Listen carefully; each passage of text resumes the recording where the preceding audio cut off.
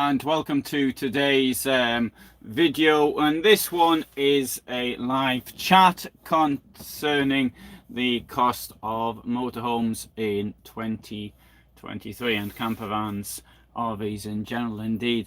And to get to the point immediately is I think the prices will drop.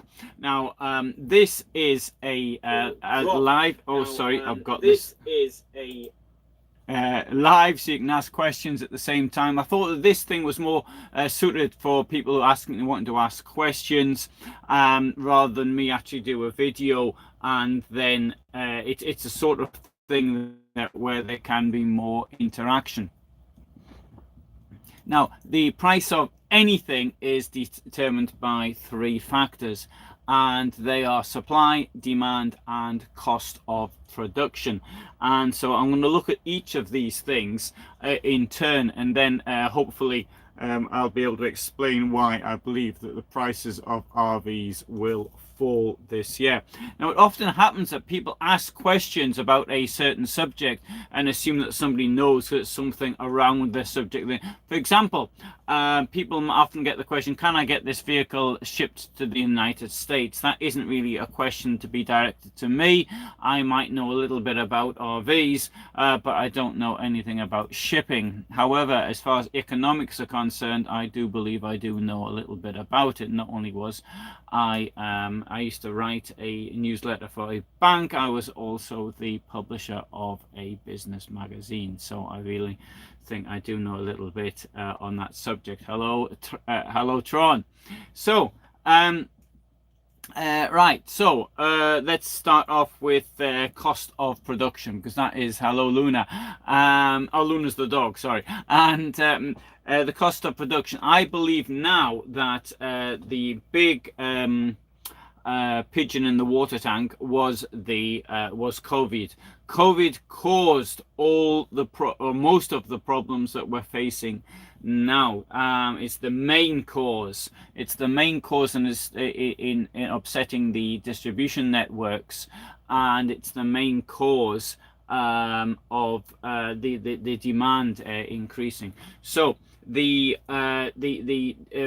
problems which initially happened, for example, companies like Fiat, which was unable to produce for all sorts of reasons, those problems now have been largely ironed out, and the Fiat vehicles are coming out more or less as they should be. Sorry, they're still with delays, and I'm sure this is still be behind their the plans that they made in 2019, but they are actually being ironed out. Another problem was with semiconductors as well. That's why, for example, there was in Dusseldorf, there was huge areas of the campsite in Dusseldorf taken up by Mercedes Sprinters, which were lacking certain electrical components. So these problems have largely now been resolved. So as far as the cost of production is concerned, there are still costs between 3 and 7% as a general rule on the cost of production of vehicles in Italy and in Germany. And I'm talking about base vehicles, but in general, they have been resolved. Now, I do appreciate if somebody will be writing in now and say, hang on, I've been waiting for this boiler now for 5 months. So yes, that could be the case. I agree. But on the whole, the issues are being now resolved. The next thing, so actually the cost of production and supply, that's really the two. Next thing is the demand. And then once more, to talk about COVID, is that what happened, and I did actually forecast this 3 years ago, but that lots of people started wanting to buy motorhomes and started buying them up, and many people started buying up used vehicles, and the result was, of course, that prices went through the roof. A price of something is determined by the lowest price somebody will sell something for, together with the highest price someone else will buy it for. So if you've got, for example, 50 people prepared to pay 10 euros for when there's only 10 products, you might get 30 people prepared to pay 20 and 10 people prepared to pay 50. So therefore 50 becomes the price at which something is sold, the going rate. if you like, and so the others can't afford that, so they therefore can't buy the product. This is how the price of everything on markets is determined. So what happened was everybody and their dog was trying to buy a van. Now the problem is everybody and their dog who managed to buy a van, some of them now, these vans are now on the market. So what we are now beginning to see is, and I'm going to predict that this is going to get much larger. There will be lots more vehicles coming on the market from people who bought them in 2020, 2021, then found out that they didn't really like it. They don't like emptying the sewage. They don't like having to hunt around for water. They don't like the fact that there's next to no pressure when they have a shower and all the rest of it. They want to go on a package tour to Spain, which costs 1/5 of the cost, rather than all these problems with the motorhome. And I can understand that, even if it's not the way I want to live my life. So therefore these factors are now all coming together. So we've seen that as well. But also the next thing is, as far as demand is concerned, is the demand is actually dropping for new vehicles. Now in one sector, in one area it's increasing. That's because the demographic, people who are older buy vehicles. But so there's more people who are older, there's more people who are becoming in retirement, over 60, over 65, whatever, 63 depending on the country, or 67. There's more and more of these people, but because of the general economic situation, there's less demand for motorhomes, because let's face it, it's a pretty large cost. Even if you get an older model, I mean something like this lovely new motorhome that I've got, 17 years old, you're looking at 40,000 euros or thereabouts for something like this. So therefore it is understandable that people are thinking, no, I don't know, 40,000 euros, and the value of my property is going down and things like this. The value of real estate in many countries is a marker, and unfortunately, and I say this as somebody whose pension plan, so to speak, is locked up in real estate myself, it's the prices are falling, and this will reflect, particularly as interest rates go up. The way things normally work is this: you've either got cheap housing and expensive interest rates, or you've got cheap interest rates and expensive houses, and that is the way it works. The idea that now we're entering a phase where we've got inflation plus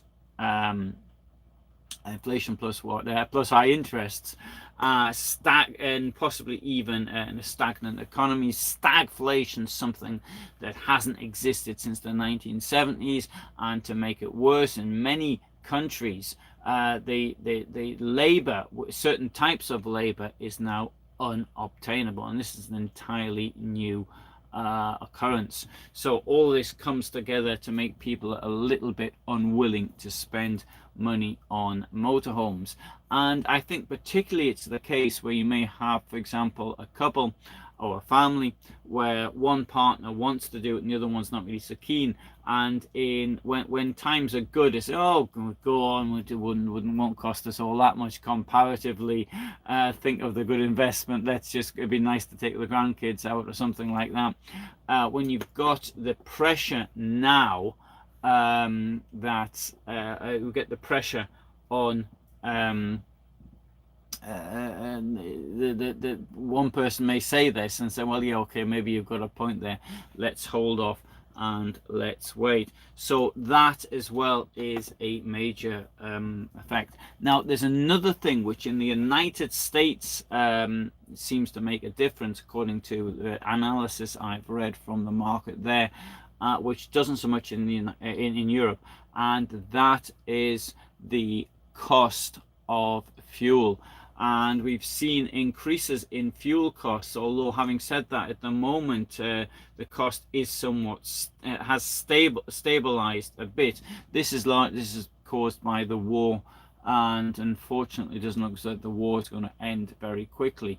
and so this has had this effect. I mean, we've had Russia, which I think something like 12% of all world fuel exports, or something like that, and so their fuel's been taken out. Although having said that, it's probably now going to India at a cost which is cheaper than the cost of actual production, and therefore India isn't buying from Saudi Arabia or something, so the Saudi Arabian is coming here. And Tron writes, an identical new motorhome to ours is for sale at a dealer here in Norway, now 10k euro up in 1 year. Yes, I mean, there have been, I would agree that the prices are still are comparatively more now than they were this time last year, but I will argue they will drop, and so that's the whole point. So I think things are getting cheaper. I always argue to people as well that they should buy a nearly new vehicle or a used vehicle anyway, particularly with motorhomes. I mean, it's the first 2 years you get all sorts of problems, and you start thinking what you'd really like inside.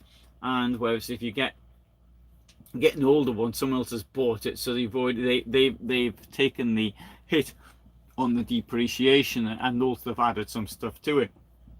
I know a lot of people sold motorhomes in the last 2 years for more money than they actually paid for it. I mean, one of the most extreme example was somebody had paid, he sold a 7-year-old motorhome at a profit over what he'd originally paid for it. And yeah, there were cases like this, but I don't think we're going to see them anymore. I think that now there's going to be a significant drop in the costs. There is another factor though, because as Tron just wrote there from Norway, there are countries which have actually increased the excise duty on vehicles, for example, and that's a further problem in the current market. So not only that, they seem to want to attack this market above all. And say here in Poland, where I am now, the cost of a new diesel vehicle, if it's under 2 liters, then fair enough, it's not too much. But if it's over 2 liters, then it's 18.6%. And that in itself is pretty high. Added to this, we also like to see increases in the costs of value-added tax as well. So they are things which affect the new market more than they will do the old one. Of course, I do appreciate that whereas excise duties may not be charged on used vehicles, the knock-on effect still is there from what people may have paid and what the cost of it may be. What would I do in the current market? Well, I've got a new vehicle here anyway, but this one sort of popped up, so that's the reason why I got it. I mean, it's never a good bit of advice telling people to hold off. I mean, I had people say to me before selling real estate, oh, you hold off, just wait a year or something. What are you supposed to do? You're wishing your life away, waiting for things to change, things which may not change. If you're buying and selling thousands of pieces of real estate or whatever it is, then then maybe you can do that. But realistically, and the same thing goes for shares and other forms of investment, wait.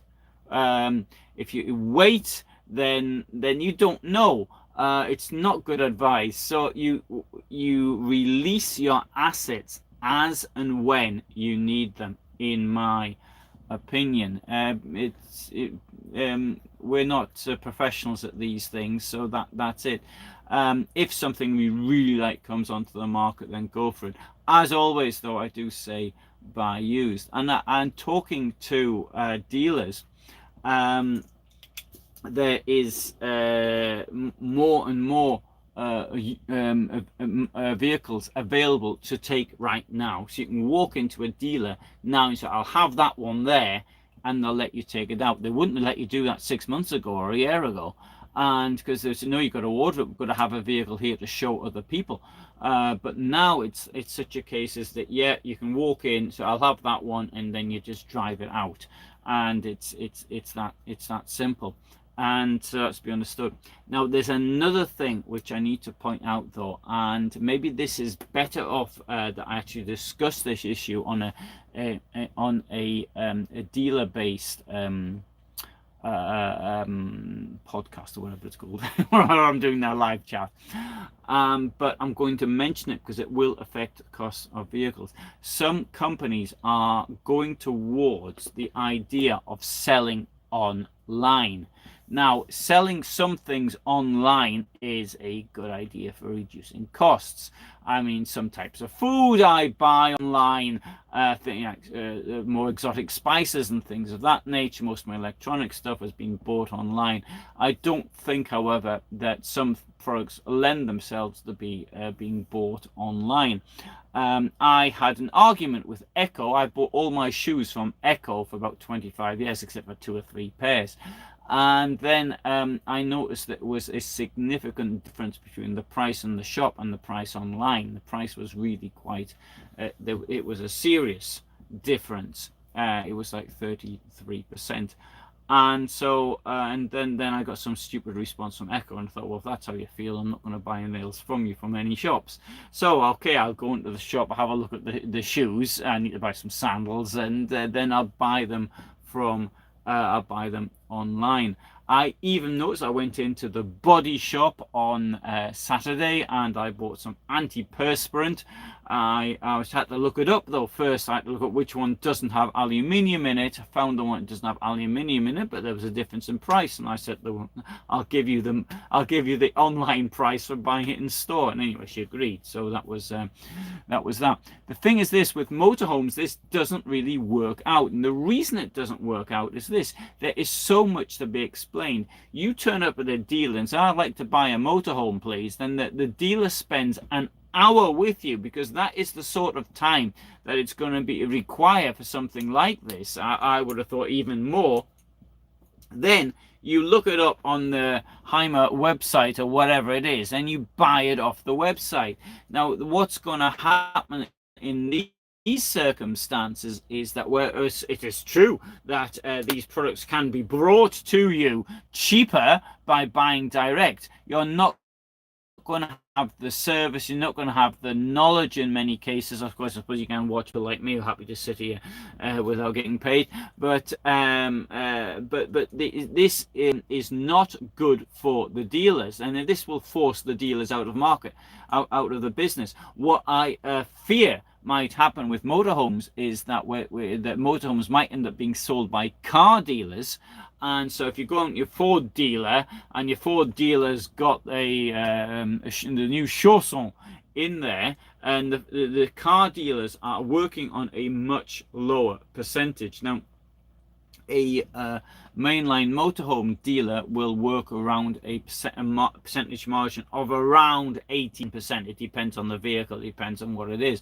And if you think, okay, I bought a vehicle 100,000, that's about 18,000, let's say, for argument's sake, in margin that they're getting, but they've got so much in costs to actually cover. And you could do a little calculation, but when they weren't able to get those vehicles, they've had all these losses themselves, plus they've got to maintain their premises, and so this does end up being a bit of a problem. It could be that, I mean, most car dealerships make their money on the mechanics there, and what's actually sold in the workshops. That's how they make their money. I mean, the car dealerships have margins, I believe, in some countries only around 2 to 3%, almost nothing really. But because of the turnover, and because to keep the guarantee, you've got to go to a Ford or a Fiat or whatever, a dealer, a proper one, not your mate who's just fixing them in the back, so otherwise the guarantee is invalid. Then that's how they make the that's how they make their money. Hello, Colin. So bearing that in mind, that's also something that could bring prices down. But I personally believe that this is an extremely dangerous policy for the manufacturers to do. Not only this, what it will end up being, because most manufacturers have some kind of a bonus system. So if you're working for Trigano, for argument's sake, you can sell Roller Team and Mobilvetta and Benimar, but you're not allowed to sell anything from Carthago or Hymer or something like that. And if you do sell the stuff from these other brands, then you don't get the bonus at the end of the year, and often the bonus can be worth more than the sales. So if you've made, for argument's sake, let's say 5 million euros worth of sales, and if you get a 3% bonus on that, that is a significant chunk of cash. And we're probably talking about a lot more than 5 million in most cases, with our motorhomes averaging around 80,000 or so. So this is I fear that coming out of the times when motorhomes weren't available, when people had to wait a year or 2 years or even 3 years in some cases to a point where motorhomes are now available, this will have the effect of pushing the prices down. Furthermore, of the margin that the dealers had, which before 2020 they were happy to share that with you, so they maybe knock off even 10% off the price, then they weren't during the COVID times, and now they will once more start knocking money off the price. And you will see a situation where dealers start going into competition with each other, which they weren't really doing during the COVID period. There was a certain amount of agreement amongst themselves. What you'll see at trade fairs is that, for example, you'll go there and you'll see, right, well, these people here are all dealers in, let's say, Carthago, for argument's sake. And so you go your local dealer where you live, then you try somebody else, then somebody else in another town, and all the rest of it, to see if you can get the a better deal. And in most manufacturers don't have a way of sorting these people out. If you go on the stands at the trade fairs, they'll often have a list of places and where the dealer is from, so you choose your local dealer. Okay, thanks very much. I think I've said what I want to do with that one. I think I've made my point. In my opinion, prices will drop, and I think I've actually supported this with evidence. Of course, things can change. There may be some, I hope there isn't anything that happens, but there may be some political event that puts a stop to this. There may be some natural event, such as a volcano or something, or an earthquake or whatever. But all these things can, but as it affects. But as far as the outlook is for the moment, I believe that is the way it is. So thanks very much for watching. I hope you found that interesting. So I'll just say a quick word. Actually, yesterday I noticed there were some words there about my health. Yesterday I was at the doctor's. I was at the second stage of a what do you call it? An injection. I had an injection for what's the word in English? Lyme disease, borreliosis, Lyme disease. And it's part of a clinical trial. Now, I've had many injections and I've just forgotten all about it. But this one hurt so much. I have never been in so much pain from an injection. But when she did it to me, I could sort of feel it a little bit, but it wasn't. It was okay. But I got back here and I went to bed really early, and I had the camera, the telephone in my hand I was lying in bed. I was going to bed at 7:30, but I woke up just before the premiere and I thought, I can't stay awake for this. I'm just going to go back to sleep again. But it was really rough. And anyway, so it still hurts me, and I'm going back there tomorrow to the doctor, and this is for something else. I'm going back for allergy problems, which at last I'm having examined, but I'm going to bring this subject up tomorrow. I appreciate it. It certainly isn't the fault of the person who gave me the injection, but I never believed that they could be so painful as this. I couldn't even lift things. Okay, thanks very much. all the best. Thanks, Tron. Thanks, Seek. Thanks, Colin. Everybody else, Luna, and thank you very much for being here. And all the best from me in Wrocław, Poland. Wonderful hot day today. It was the first day of the year that I was able to wear short trousers, and I got my sandals out, so I was wearing sandals as well. So all the best. Tomorrow we've got a Cabe motorhome, 169,000 Cabe motorhome. It's the cheapest one they make as well. Bye for now.